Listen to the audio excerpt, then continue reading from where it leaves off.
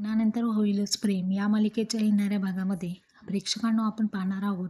जेव्हा काही न खाता झोपी गेलेला असतो, नंदिनी त्याला उठवते आणि म्हणते, तुम्ही जर का आता नाही खाल्लं तर मला दुसरी पद्धतसुद्धा येते.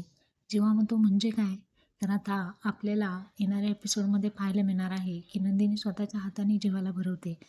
इकडे आपण पाहत आहोत की पार्थला नंदिनी म्हणते, हे काव्याचे स्केच तुम्ही काढलेत. तर आता नंदिनी मानिनीला सांगते की मानिनी आई, तुम्ही एक काम करा, आजीचा जो हार आहे ना, त्या हाराचं वर्णन करा. त्या पद्धतीने पार्थ स्केच काढतील. इकडे रम्या आणि वसवात्या मानिनीच्या फोनमधून सुनीताचा नंबर घेण्याची धडपड सुरू असते. हे सगळे खाली असताना या दोघे चोरून वरती येतात आणि वसवात्या सक्सेसफुल होते सुनीताचा नंबर घेण्यात. तर तिला रंगे हात आता काव्याने पकडलेला आहे. अचानकपणे काव्या त्यांच्या बेडरूममध्ये वरती येते. तर आता पाहूयात पुढे काय होणार आहे.